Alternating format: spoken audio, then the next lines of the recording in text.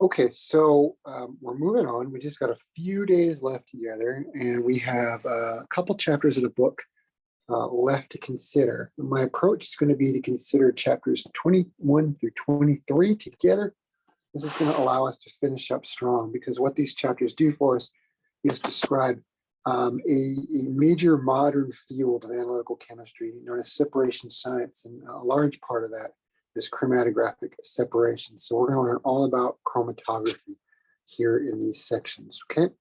So we're going to start kind of in chapter 21 with this video, which I hope to make about 50 minutes. And then we'll go on to, tomorrow and the rest of this week learning more about like very practical aspects of chromatography. Now, if you kind of look for the root of the word chromatography, it literally actually means color writing. And the reason why this term came to be was this guy by the name of Mikhail Sweat, back many, many years ago, actually invented chromatography by packing a tube full of calcium carbonate. And this guy Sweat wanted to do a separation of different plant pigments. So what he did is he got himself some green leafy plants, extracted off the different pigments, which are generally green, orange, yellow, different colors. And he wanted to separate these different components and come up with a way to do that. So he extracted the mixture into a solvent.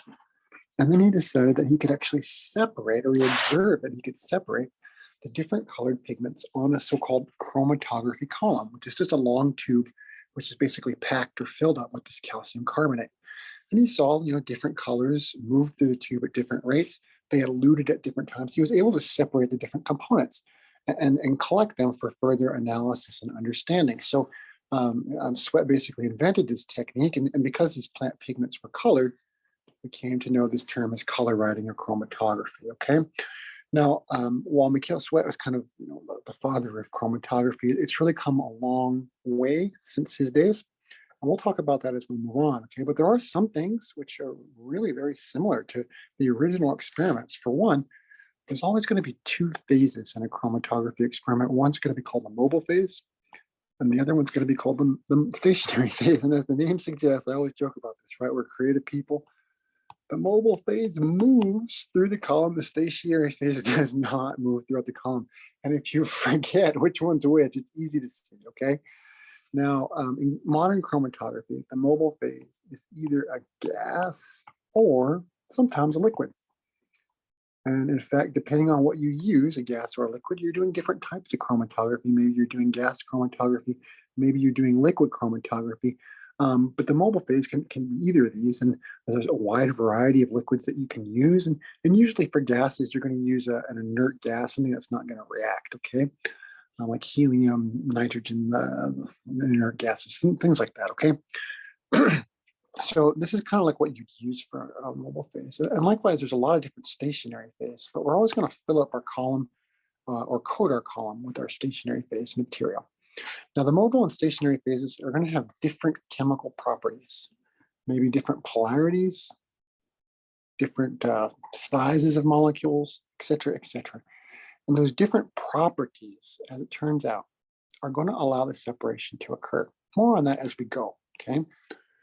Now, because each component in our mixture has a different affinity for sticking to the stationary phase compared to the mobile phase, we'll find that different compounds elute through the column at different times or different rates.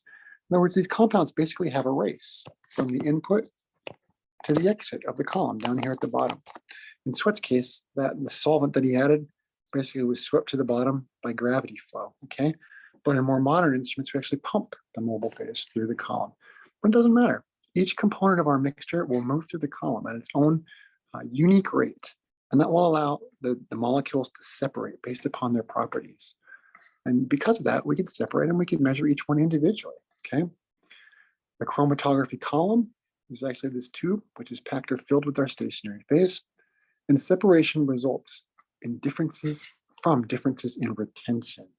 What we mean by retention is the stationary phase's ability to absorb or bind or impede the progress of our analyte molecules, okay? Now, as I mentioned, the two major classes or categories of chromatography are liquid chromatography, given the abbreviation LC, and gas chromatography, given the abbreviation GC. These are the two major branches of chromatography that is employed in analytical chemistry. In a typical experiment, it might look like this. What we're going to do is we're going to take our tube, which is our chromatography column. We're going to fill it up with literally billions. This is not to scale, right? But literally billions of tiny little stationary phase particles. We're going to pack it, as it said. Pack the column with tiny little particles. These are usually in the micrometer size range, okay? And you can vary them a little bit. We'll get to that a little bit later, okay? But then what we're going to do is we're going to rig up a way to pump a flow of fluid or gas through the column from top to bottom. We're also going to rig up a way to inject our sample. Here, our sample is a binary or two-component mixture. A and B is what we're calling it. Hypothetical substances, obviously, right? But we're going to inject that onto the head of the column. And the flow from the mobile phase, of course, this flow pumps a fluid, right? And that fluid is the mobile phase. Okay. Now, the mobile phase flow is basically going to sweep our sample molecules from top to bottom. But the mobile phase flow is not completely effective at sweeping these molecules. And what I mean by that is molecules A and B will have a certain affinity or tendency to stick to, be bound by, or otherwise retained by this stationary phase. So the progress of molecules A and B, they're not going to flow just with the mobile phase. They're going to kind of flow behind the mobile phase. They're going to be retained by their chemical interactions through intermolecular forces with stationary phase material. And because A and B have different identities, they're different molecules, substance A is very likely to have different interactions than substance B with the stationary phase. So these two substances are very likely to have differences in retention. So again, as they traverse the column, it's essentially a race from top to bottom. The molecule or substance which is retained less will win. We'll get to the outlet first. So let's see how the experiment proceeds. Let's consider this figure in the middle. We're still pumping our fluid in at a constant flow rate, and now our molecules are about 4/5 of the way through the column. And what we can see is that substance A is winning the race. It's probably going to reach the outlet of the tube first. And the reason why that is substance A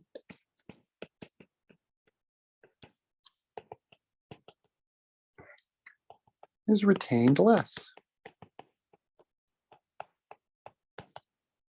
by the stationary phase. It spends more time, a higher fraction of its time, in the mobile phase, and it gets swept along the column with the mobile phase.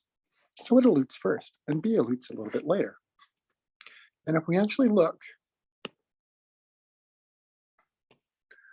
at this computer readout right here, which is a plot of detector signal and time. So this box right here is a detector that we'll put at the outlet of the column. And the purpose of that detector is basically to detect molecules as they make it through the column, percolate through. Each molecule will produce its own peak, okay? So if we plot detector signal in time, it looks something like this. We can get these two peaks from substance A and substance B, respectively. And because we have two individual peaks, which are said to be baseline resolved, in other words, we go back down to the baseline between the two, we have separated A and B. We can measure them independently. The bigger the peaks, the higher the concentration of materials present. Typical experiment, pretty straightforward, okay? This is chromatography. Now, to better understand chromatographic behavior, it makes a little bit of sense to sort of dive into an old model for liquid chromatography. And it turns out that there's a different experiment that maybe you've even done in lab before. I know you've been COVID impacted, maybe you haven't had a chance to go to organic chemistry lab all that much, but it's a pretty common experiment in organic chemistry lab to do what's called an extraction, liquid-liquid extraction.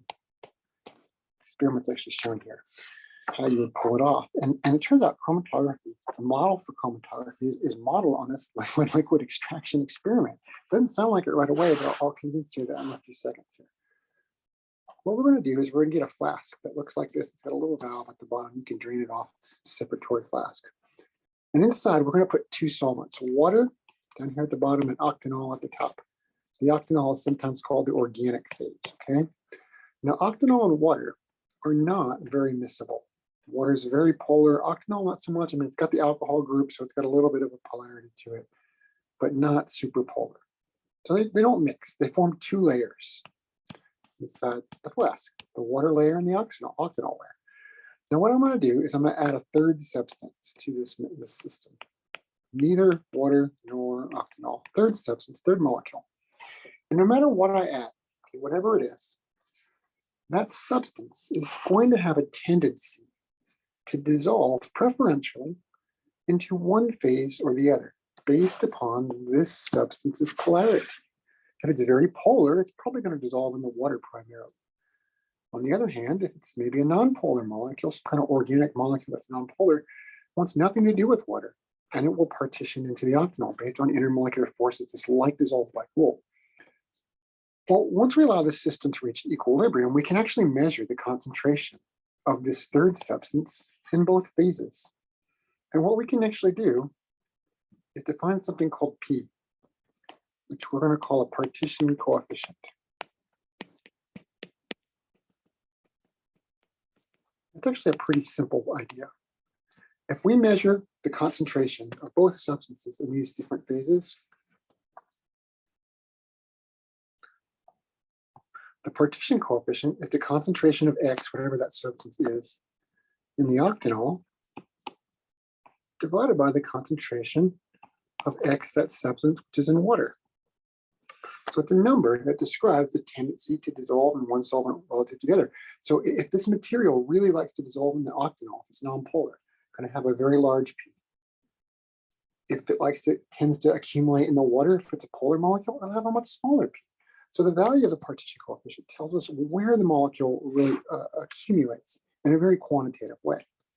And sometimes you can even take the logarithm of this number, because oftentimes that P can be a very, very big or a very, very small number, right? Because we know like dissolves like, and polar molecules really want to accumulate in water, right? So the denominator could be really big and P could be a tiny, tiny number, right?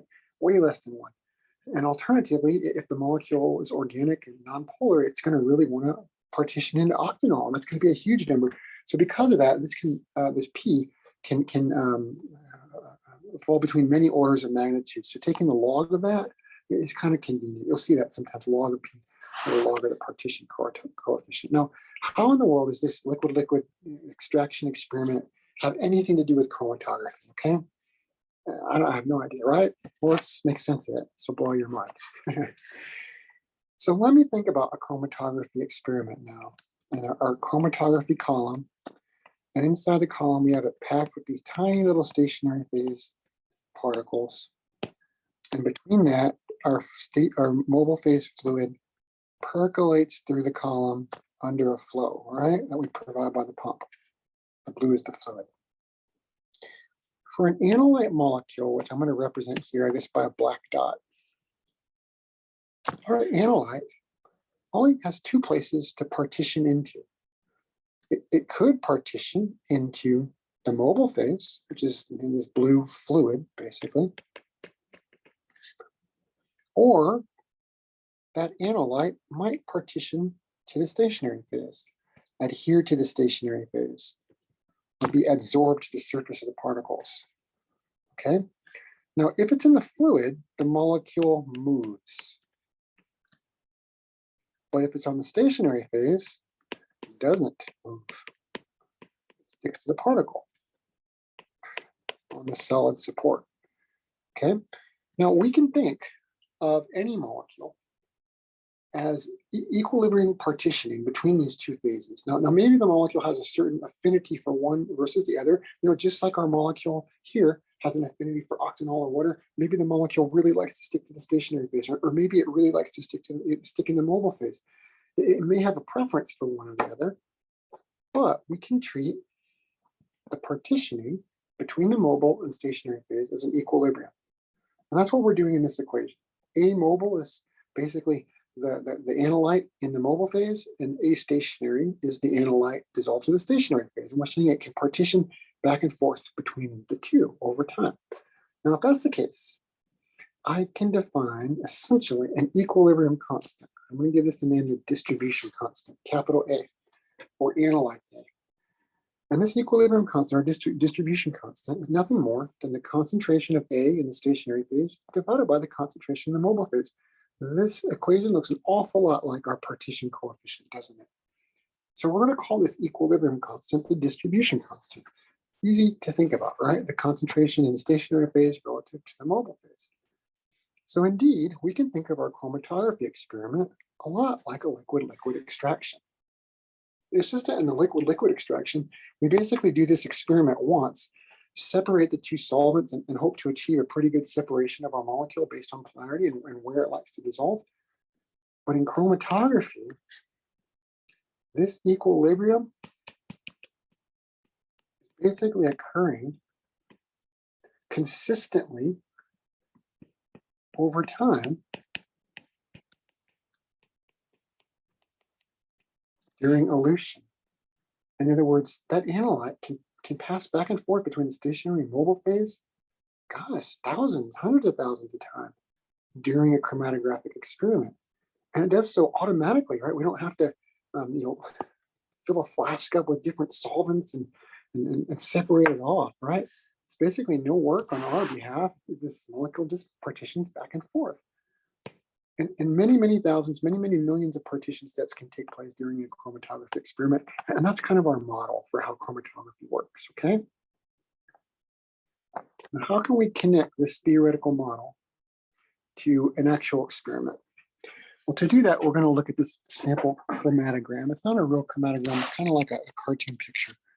But a chromatogram is this figure right here. It's a plot of the signal produced by our detector, whatever we're using to sense the molecules, versus time. Usually in minutes, I guess it could be plotted in seconds, okay? But oftentimes these experiments, they may take 20 minutes, 30 minutes or longer, even an hour, okay? For a single run, a single chromatogram. But what this slide is all about is linking equilibrium partitioning to chromatographic behavior, or chromatogram, this figure, what it looks like, okay? So if you run one of these experiments, you inject your sample, sit back and wait to see your detector signal over time, you might encounter a chromatogram or data plot that looks like this. Now there are a couple different things labeled on this plot. I'm going to erase this and try to zoom in so you can see it a little bit better. I may have to still kind of use my pen to annotate this, but this one right here is T sub M, and this one right here is going to be labeled T sub R. And let's talk about what these terms are.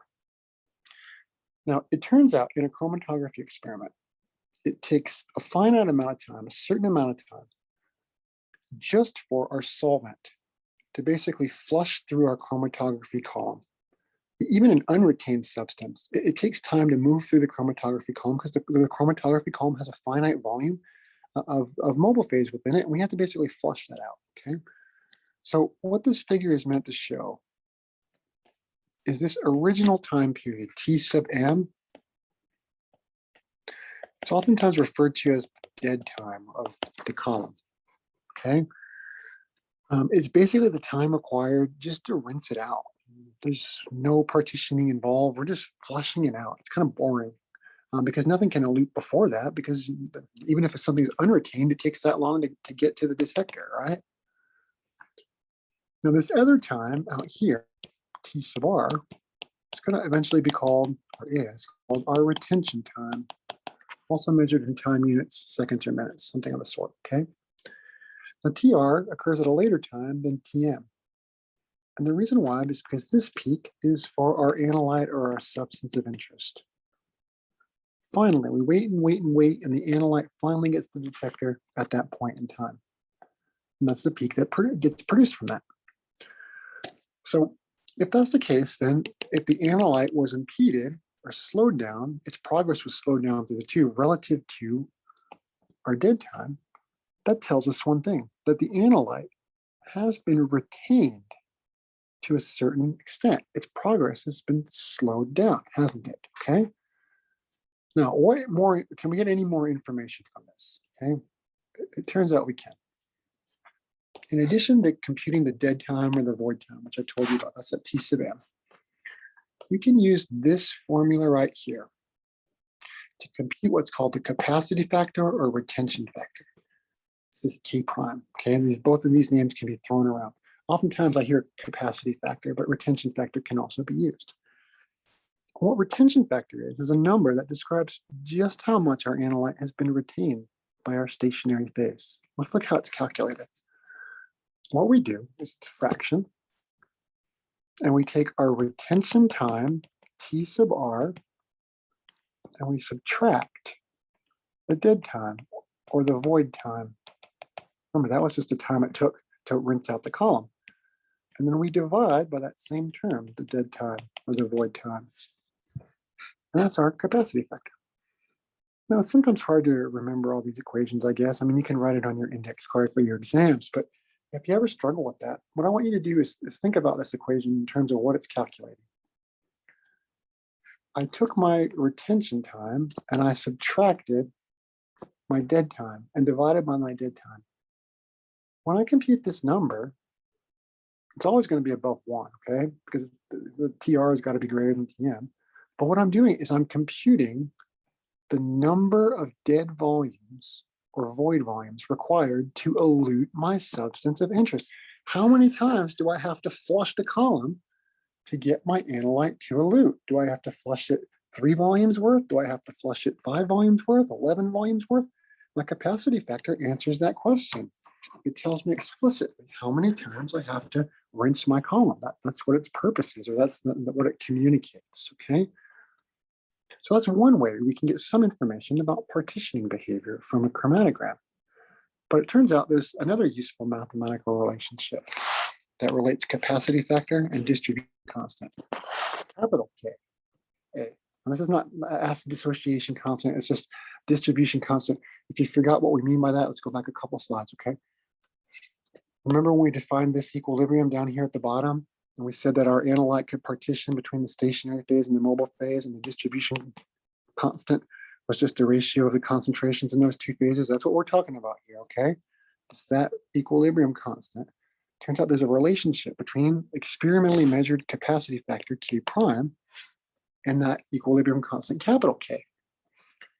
K prime, the capacity factor, is equal to the distribution coefficient times Vs divided by Vm. Now, what in the world is Vs and Vm, right?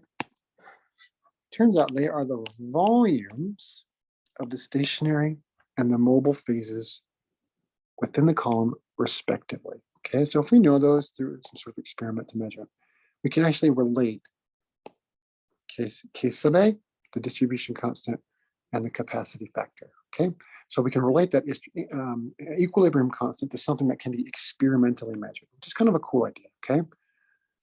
Now, to this point, we've just been talking about partitioning behavior of a single component in our mixture.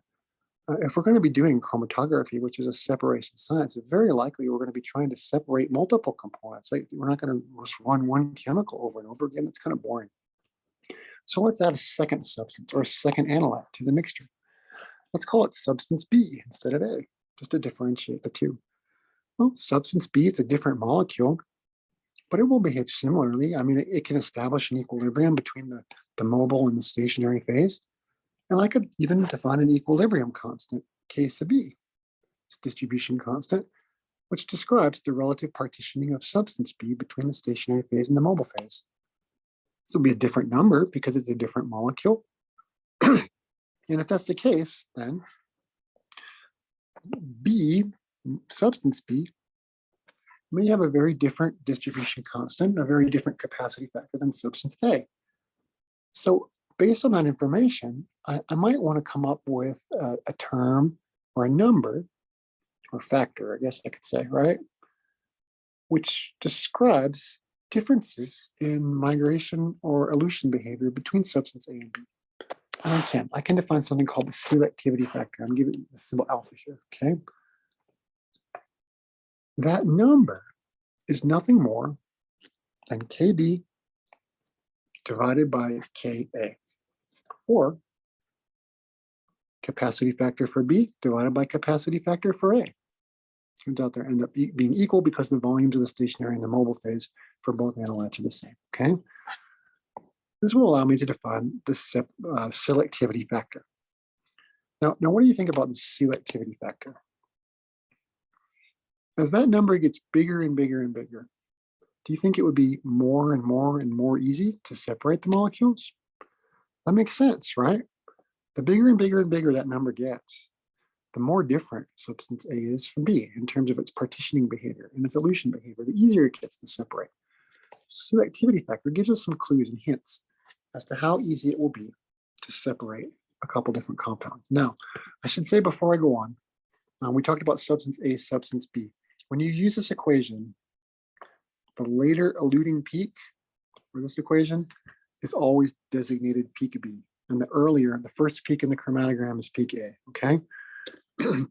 But nonetheless, we can certainly use selectivity factor to basically understand how difficult it will be to separate two molecules. It's a number that allows us to do that.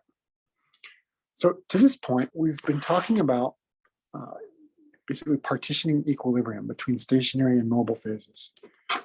And that allows us to separate the molecules ultimately, and we can describe that degree of separation by that last constant, right? Our selectivity constant. But gosh, maybe that's not the only game in town, so to speak. We may be able to see differences in equilibrium partitioning between our phases, but I mean, is that all that's important? Maybe there's some other factors in this experiment. And well, let me draw you a picture, I guess, here. Let's think about a chromatogram. This is our time axis, and this is our detector signal axis. So I'll draw two chromatograms for comparison purposes, okay? So in this first one, so that this is the peak for peak A, and this is peak B over here, okay? Nice separation, baseline separation. The signal goes down to baseline before, it's before the next peak starts. Yep. Now, what about the second case? Let's draw one for comparison. This one's going to look a lot uglier, okay?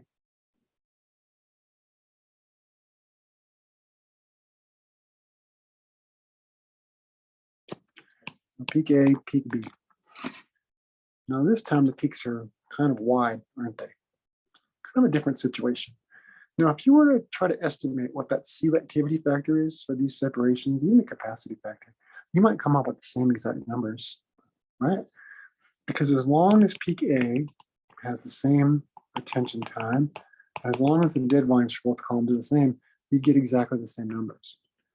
But we can visually look at these chromatograms and decide, hey, the first one's better. I've really separated substance A and B in the first one. The second one, these aren't separated. This area here in between, when the molecules reach my detector, I still have a mix of both A and B present.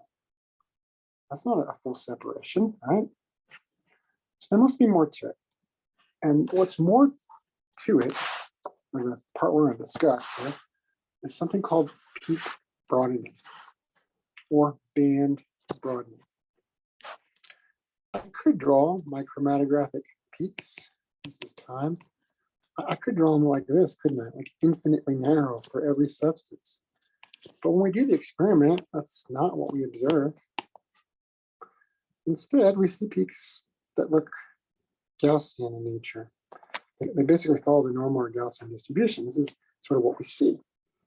So the peaks are not infinitely narrow. They have a width associated with them. So why? Why do they have a width associated with them? And what are some factors that lead to that easily measurable peak width? Well, that's what this section is all about. We're going to study three main factors that broaden chromatographic peaks. The first one is irregular flow paths. Now, what this is going to involve is differences in flow paths that molecules take when they traverse a chromatographic column. The next one we'll study is analyte diffusion. Molecules can diffuse, relatively speaking, forward or reverse in the column, and this is going to broaden their peaks. Lastly, there's a so-called mass transfer term, which has to do with the rate of equilibration of our analyte with the stationary phase and mobile phase. And if we don't give enough time for that to occur before we sweep the molecules down column, we won't get necessarily as good a separation as we possibly could, because we're basically robbing the system, so to speak, of equilibration steps, okay? So that's the third term. So let's dive into each of these a little bit more detail, okay? Now they're given letters, I should say, in an equation that's going to be called the Van Deventer equation that we're going to talk about later, A, B, and C. So the first effect is the A term. This is the irregular flow path term. And the reason why irregular flow paths lead to band broadening and chromatographic separations is that there's always very small differences in the path that a molecule will take through our chromatographic column. Now remember, we pack our column full of stationary phase material. Now, this little cartoon picture at the bottom here is reproduced from your book. It's meant to show this, okay, this effect. But let's take a look closely. So over here on the left, we inject our sample onto the head of the column, and down here it's meant to be our output, okay? Now, this particular figure considers 3 molecules, 1, 2, and 3. So molecule 1 is this one. Let's look at its flow path. This is just all by random chance, okay? This one has a really easy flow path. Look at this. It's like straight shot all the way through the column. It hardly has to move around any packing material at all. Right to the detector and detected, done, right? Flow path for molecule 1. Well, what about molecule 2? Okay, well, this one has to kind of weave back and forth at least a little bit. Okay, I had to get around that particle. Oops, there's another one in the way. Okay, you got to move back and forth a little bit more. Okay, now I get to the detector. I think you can see that the distance traversed by that second molecule is a little bit further. And if we consider the third molecule, well, this one, gosh, has to go all the way up here, back and forth, back and forth. What a circuitous path this one has to take, right? Before it can finally elute and get to the detector. So molecule number 3 had the longest path, but molecule number 1 had a really, really easy short path, right? So considering nothing else, we're going to expect molecule 1 to elute first and molecule 3 to elute last, with number 2 kind of in the middle, just because, well, they didn't have equivalent flow paths. They had different flow paths through the column. So this effect can broaden chromatographic peaks. This effect is only present in what we call packed columns. This is what we're describing above. It's basically columns which are filled with the stationary phase material. And the reason why it occurs, of course, is that the fluid has to flow around these small particles, and any inhomogeneities with respect to these particles could lead to different paths. Also, if the column is not packed well, like for instance, if there's a big void right here where there's no packing materials here, for instance, it's not showing the picture, but what if there's a big empty void right there, just at a random chance? Well, fluid that gets there could flow through it really quickly, right? That's poor packing of our column, and that also degrades performance, okay? So, column construction is really the key here for minimizing this irregular flow path term. But nonetheless, it gives rise to band broadening. The second term that I want to tell you about is the B term, which is known as longitudinal diffusion. Now, diffusion is basically the movement, the net movement or flux of molecules down a concentration gradient, okay? So think about what we're doing in the chromatographic experiment. We're taking our sample, which is basically the most concentrated plug in the entire column of analyte. I mean, that's where all our analyte is when we inject it, in this tiny little plug, and we inject it onto the head of the column, a little plug that's very concentrated, relatively speaking. Now, we're going to pump it from one end of the column down to the other end of the column. Now, we'd like it for it to stay in that perfect concentrated plug, but it doesn't really happen, okay? Because instead what happens is that little plug basically broadens because of diffusion, left and right, relative to our column axis. In other words, all the molecules don't stay in this little plug. They start to diffuse forward and reverse, relatively speaking, relative to the frame of reference of that plug, just because of natural diffusion. We can't stop that. And by the time they reach the end of the column, what was a very narrow plug injected has spread out considerably, leading to broadening. This is how diffusion works, longitudinal diffusion, this is sometimes called, okay? And all molecules diffuse, so we can't really stop this, but is there anything that we can do about it? Well, the key variable to think about is time. Think about it. If you speed up your chromatographic run, you make it faster, so you can complete it in 5 minutes instead of an hour. How would that affect diffusion? I think it would minimize diffusion, wouldn't it? I mean, it makes sense practically that the more time that you allow your analytes to diffuse, the broader the zones will be. And indeed, that's the case. So time is the key here. We want to speed up our experimental runs as fast as possible to minimize diffusion. And in fact, at the very top, you see this statement right here? The effect of this, the magnitude of this effect, the longitudinal diffusion effect, is going to scale with B divided by U, where B is this term due to diffusion. It's analyte specific, but this U right here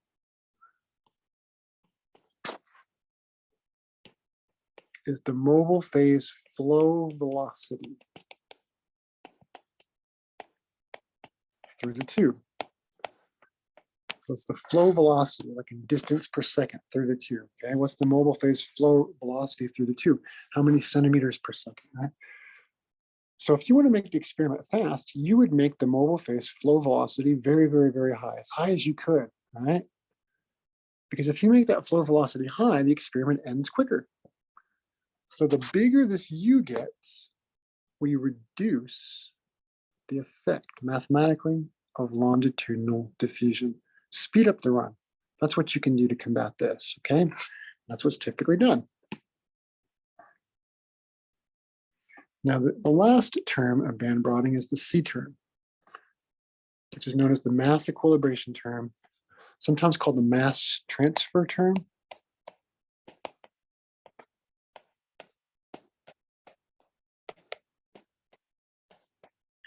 And the C term is the one that has to do with the actual time required to equilibrate an analyte between the stationary phase and the mobile phase, okay?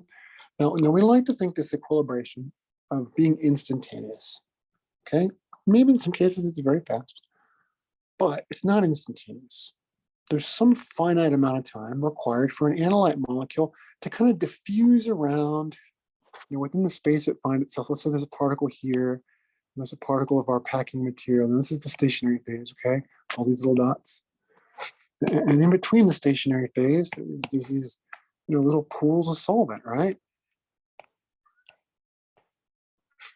Now, if I put a molecule in there, an analyte, right here, say, for instance, well, it's going to diffuse around in there and kind of find its way. Maybe it diffuses eventually to the surface of this particle here, and it sticks to it, adheres to it, and that's retention, right? And I can establish the equilibrium for that particular particle, whatever equilibrium would exist. And again, equilibrium is sort of an ensemble thing, or many hundreds of thousands or millions of molecules.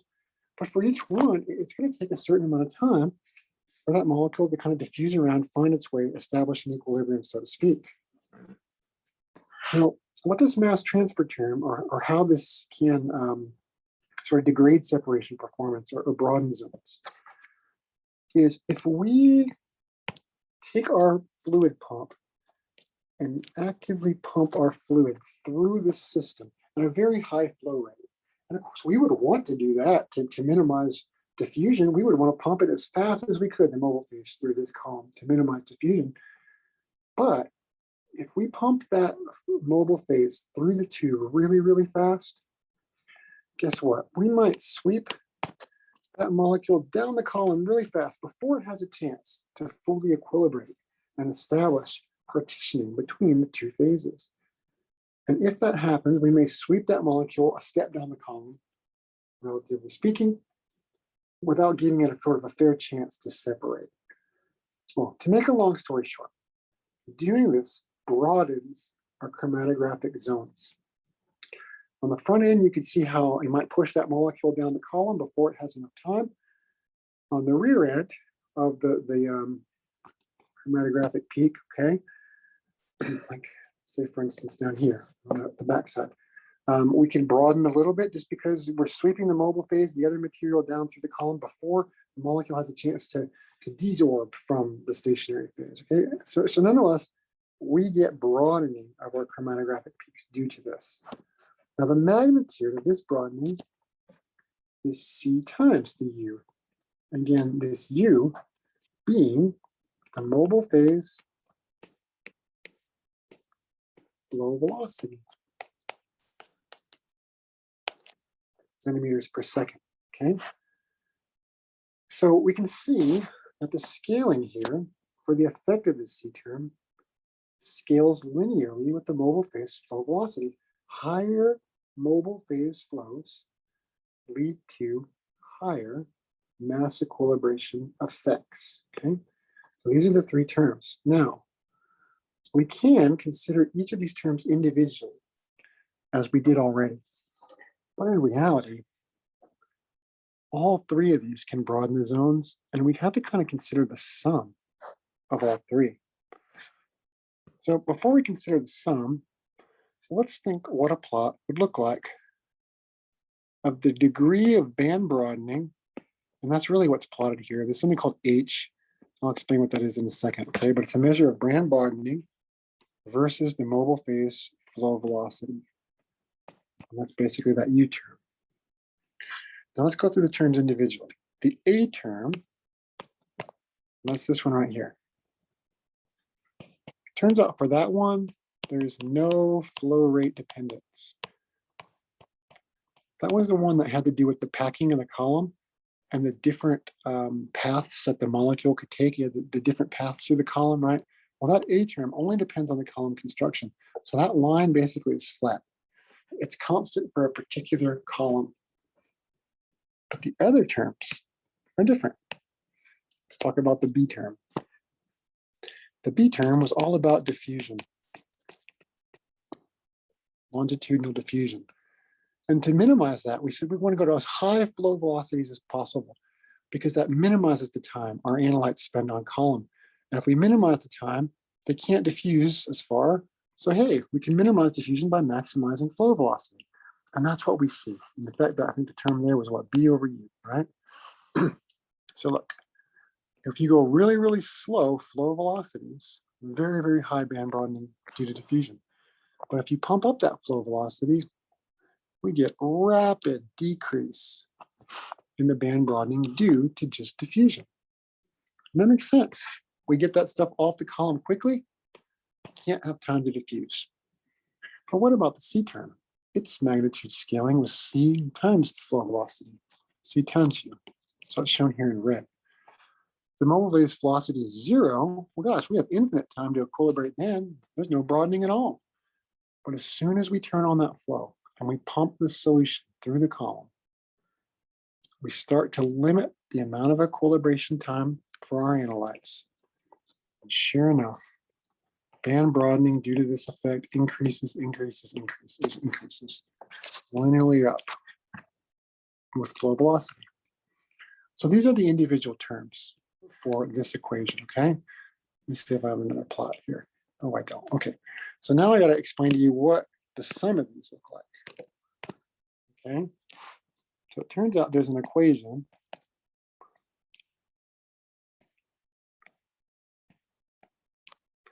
kind of the form that looks like this. Okay, we're computing something called H, and that's going to be called plate height here in a minute, okay? But what the plate height is for right now, and I'll tell you how to compute it in a second, or maybe in the next video, okay? But what the plate height is just a measure of band broadening, okay? And it considers all three of these terms added together, or the sum of all three terms. So if we sum the A and the B and the C terms together here, presented on this plot, what would it look like? Okay, what would it look like? Well, I think we would start somewhere up here by adding the A and the B. C is basically 0 here at the origin, right? And then what would happen, I think, since A is constant, it looks like B drops off. B is our major determiner at first, determining factor here. So we probably drop down. Well, now all of a sudden, this red one's starting to take off now. So that becomes the major factor, doesn't it? So our plot might look something like that. Sometimes people refer to it as like a fishhook type curve, okay? And that is the sum. This is also sometimes referred to as a Van Diemter curve. Is that equation that I wrote, the sum of the terms, it's called the Van Diemter equation. It's sort of famous in chromatography, okay? But what that basically tells me is that for a chromatographic experiment, right there is going to be the optimal flow velocity because it minimizes the band broadening. It minimizes h, the plate height. So that will be the most optimal flow rate to use to minimize the broadening of your chromatographic zone. So this type of analysis, if you actually do this experiment, is really quite interesting because you can actually decide upon what the best flow rate is to use for your chromatographic runs, okay? Now I mentioned that equation existed. It's actually shown down here at the bottom. I wrote it for you on that last slide, but it's the same equation, right? So you can kind of look at that and that's the Van Diemter equation, okay? Same thing I wrote. Now, h in that equation is called the plate height. So I'm going to tell you about that. There is an equation for plate height. And what plate height basically allows us to do in chromatography is essentially track band broadening, track the performance of our chromatographic peaks. So how could you find plate height or compute it, okay? Well, it turns out it's L divided by N. L is the length of the chromatographic column, and N, as it turns out, is something called the number of theoretical plates, which I haven't told you about either yet, all right? So that's not going to help you too much, but this other equation might help you. We'll get to theoretical plates in a second, okay? H is also L divided by 16 times W over T sub R. Okay, now what are these terms? Well, if I go to my chromatogram and I see a peak, and I'm computing plate height for that peak. You always compute plate heights for individual peaks. But there's my chromatogram, right? You know that my T sub R is the time that it took. That's my retention time, right? That's the time it took for that material to reach the detector. That's my T sub R. My W is my peak width at my baseline.